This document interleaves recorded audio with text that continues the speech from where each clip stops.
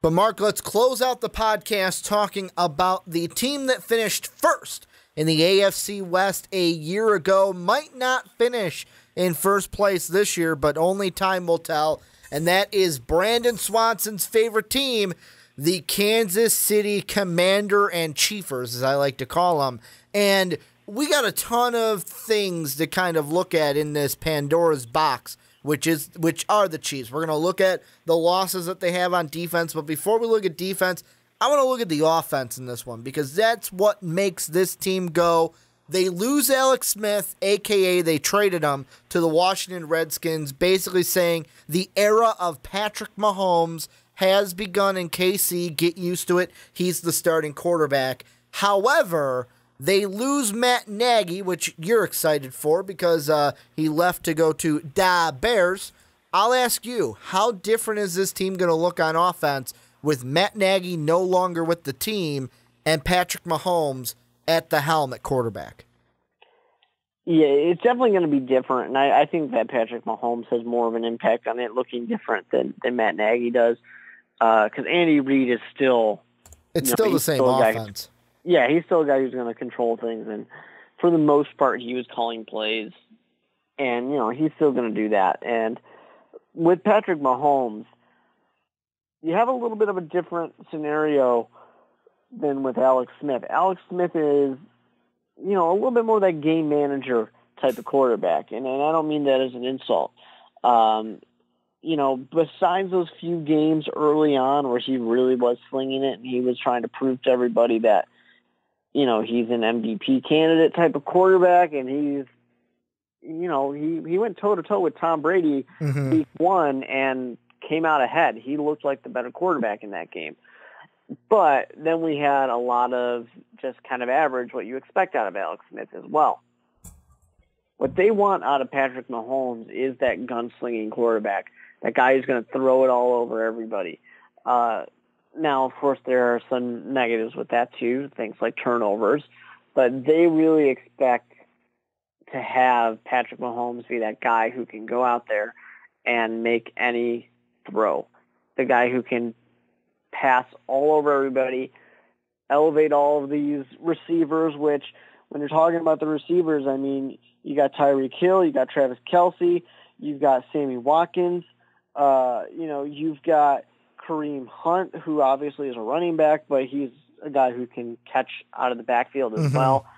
They've got so many weapons that, this team offensively, I don't necessarily know that they're going to take a step back, with the exception of you do have Patrick Mahomes in his second year, but he only played one game last year.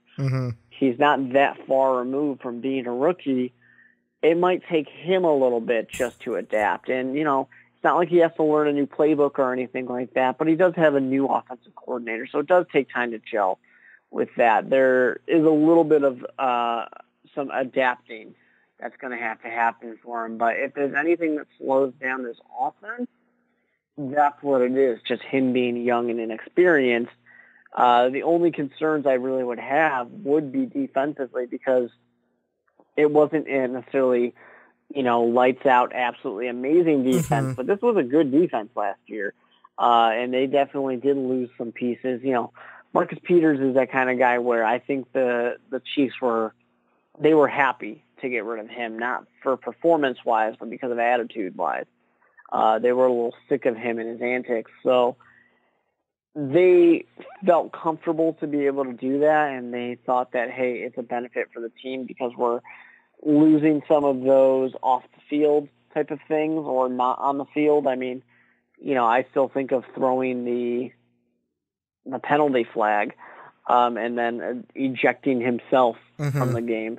They're okay with not having that be a part of their team anymore. They're kind of tightening the ship a little bit. Well, and I mean, to go back to the offense for a second, you hit the nail right on the head with Patrick Mahomes, where the biggest question, and I love Chief fans where I get it. We're fans. And when it comes to your team, like when I talk about the Illini or like when I talk about the Bulls or the Vikings, you kind of get a little bit of, you get a little ungrounded. Where like when we talk about the Vikings, you're usually the guy on the other side of the table to make sure the Ricky balloon doesn't fly away and keep me grounded back to the podcast.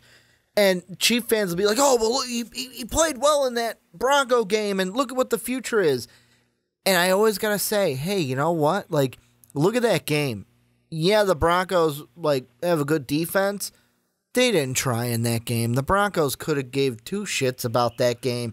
They were a team that was like, can I go golfing yet? Like, is it the off season? Like, do I have to play this game?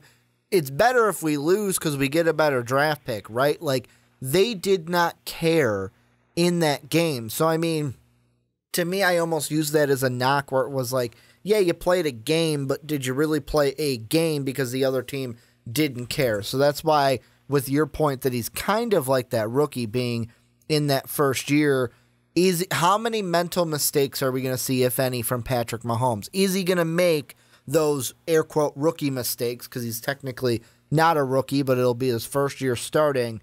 How many of those mistakes will he make? The other question in the offense that I have is, like you mentioned, Sammy Watkins. And the reason why is, yes, they have weapons. Tyreek Hill's proven. You've got guys like DeAnthony Thomas, like Kareem Hunt. You have other running backs like West and Ware as well that can help out in different roles. Sammy Watkins, to me, is the most important part, because what Sammy Watkins are we going to get? First off, is he going to be healthy? He hasn't played 16 games since his rookie year. Last year was the most games that he has played since his second year.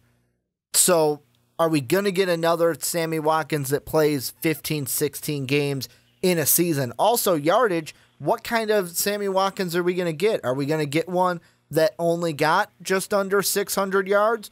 Or are we going to see a Sammy Watkins that we saw in 2014, 2015, where he was a 980 to 1,000-yard receiver?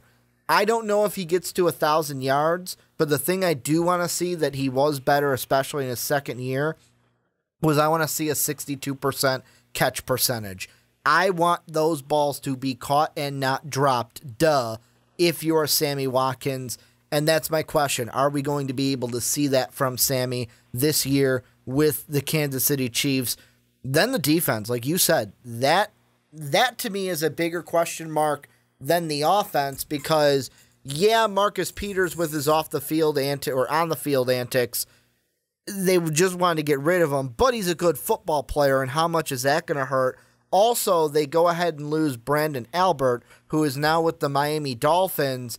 The thing, though, that helps, and this is what I'll mention, is they get back Eric Berry.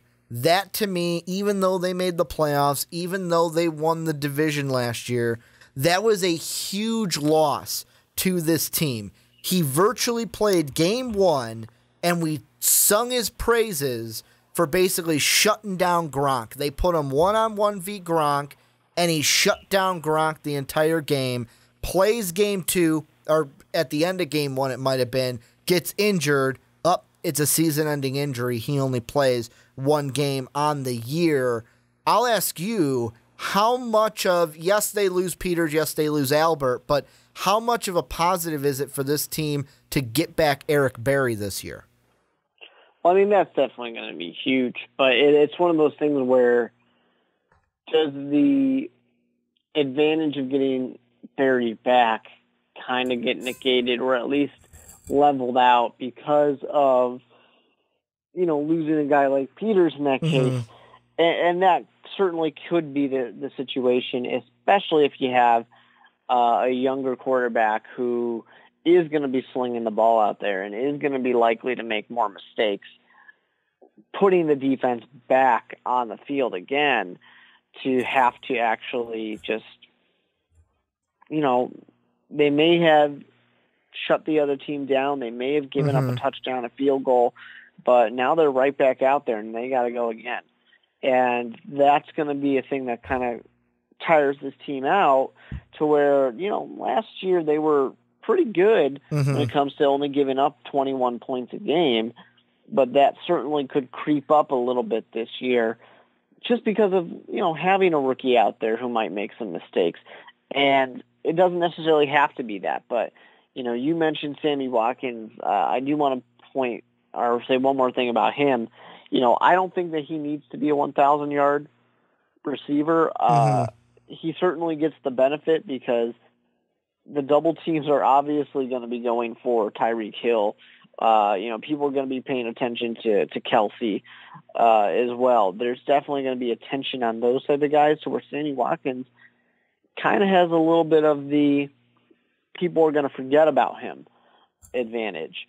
And there's a lot of things to worry about when it comes to this offense. You can't just say, all right, throw it all over us, rookie, because Kareem Hunt is going to then run all over you.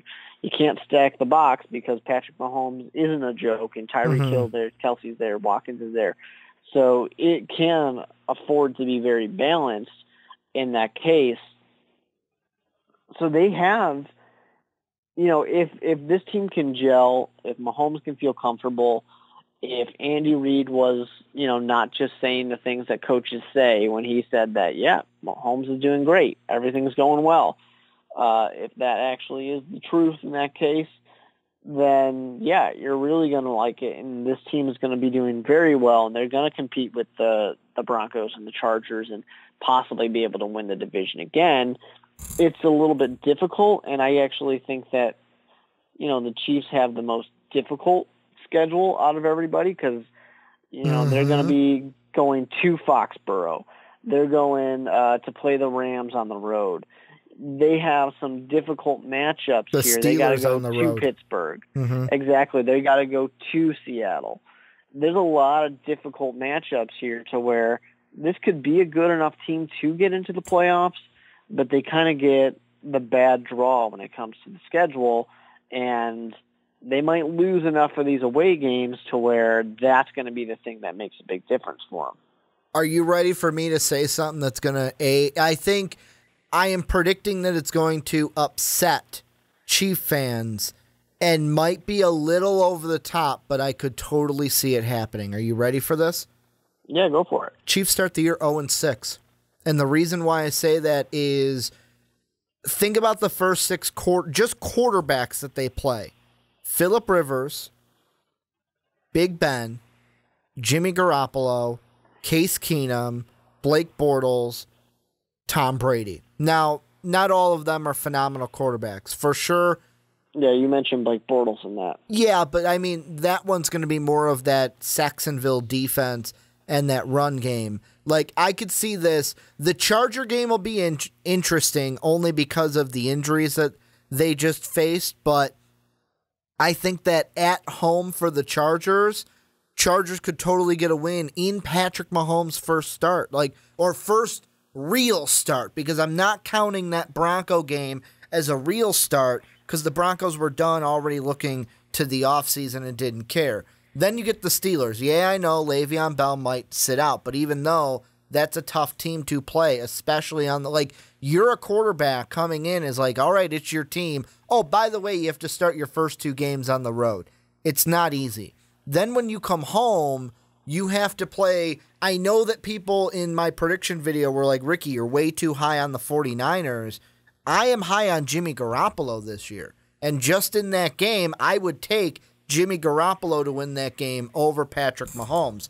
I know that both of them you could say are as inexperienced as kind of the same, but I would say that Jimmy Garoppolo has more experience than a Patrick Mahomes just from being in the league a lot more and has actually started more games than Patrick Mahomes.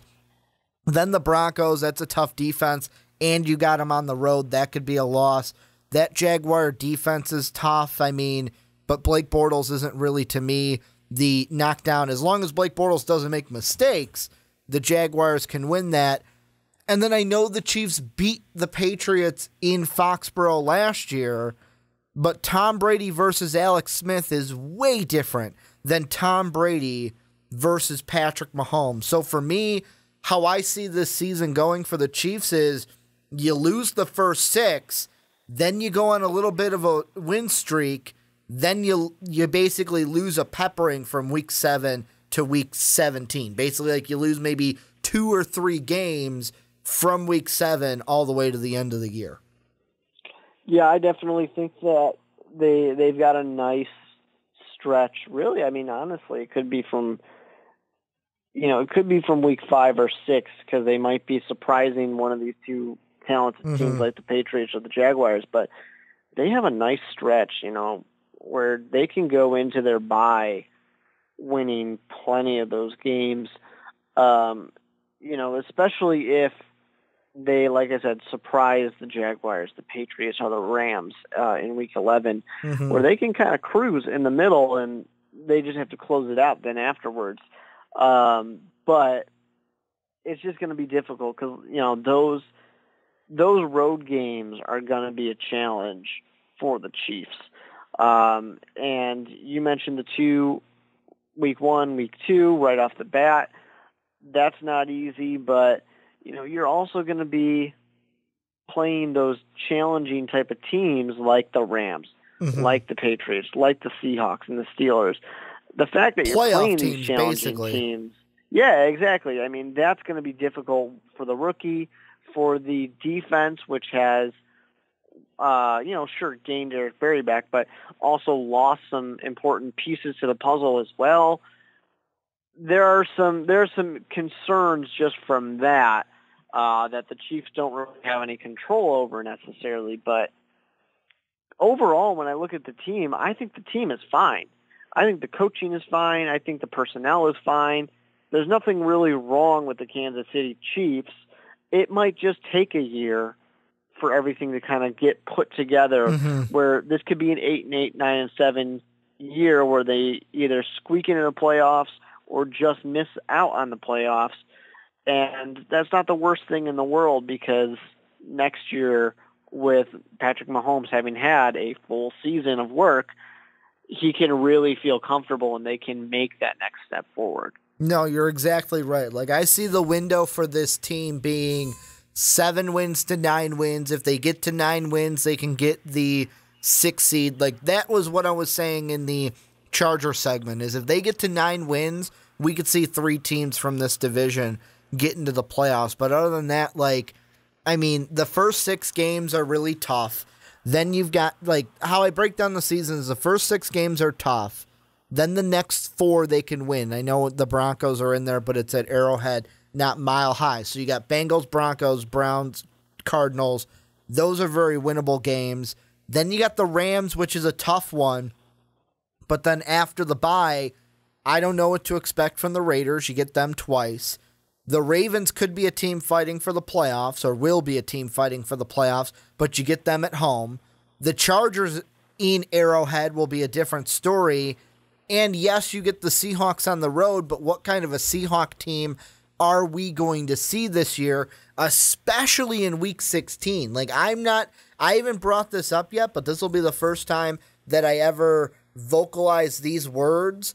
I would not be surprised if by the time we got to Week 15, 16, if the Seahawks are like a 7-9, if they're a 7-6 win team by that time, I wouldn't be surprised if on the podcast we're having segments about should they think about firing Pete Carroll.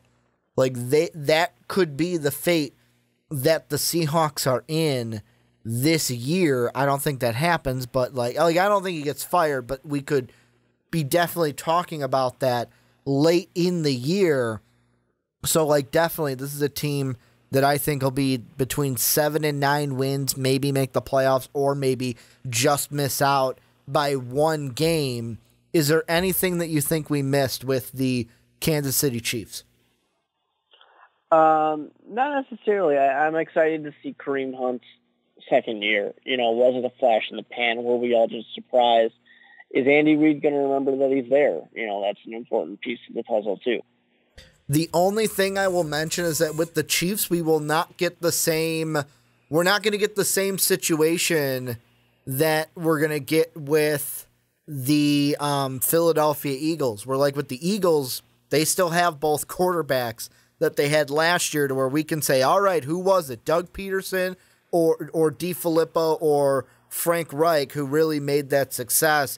With Alex Smith and Nagy being gone, I don't think that we're going to be saying, well, oh yeah, it was Nagy or it was Alex Smith. It'd be they're not as successful as last year. I guess it's one of them, but we're not going to find out which one it is because obviously they're both gone. If Alex Smith, we also know Andy Reid. I mean, Andy Reid's an established commodity when it comes to coaching quarterbacks. Who will forget to run the ball and will just pass. That's there, too. Yeah, he'll just forget that the running back even. He'll be like, wait, I've got three. I've got Spencer Ware, Charmander West, and I've got Kareem Hunt back there. Wow, didn't even know the running back position was even a position. But this is where you guys come in. Let us know what you think down below in the comment section. Are the Chiefs going to be a playoff team? How high do you have them? How low are you on them? What are you excited for? What are you not excited for? And also, thank you guys for listening to the podcast. A little bit of housekeeping here at the end. Make sure to check out patreon.com/mostvaluablepodcast if you want to help support the channel. If you join at the $10 tier, you can be on a podcast each and every month.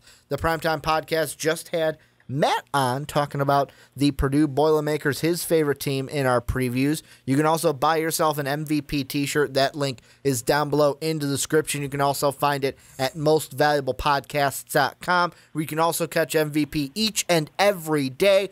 Then the last thing is Apple Podcast and iTunes. If you have an iTunes account, you have an Apple Podcast account, make sure to go on over there. Or if you're listening on there, give us a 5-star rating and write down why you like listening to the podcast each and every week. I think the last time I checkmarked, the Onside Kick has a few reviews, has like 1 or 2 reviews of people that actually wrote stuff, but out of 7, I believe we are a 4.5 out of 5 for the Onside Kick, so we want to up that up, especially want to be as close to that 5.0 as possible. Want to thank you guys for listening on podcast services around the world and also on YouTube, because this one was just an audio one this week. So I want to thank you guys for listening, and as always, have a good day, everybody.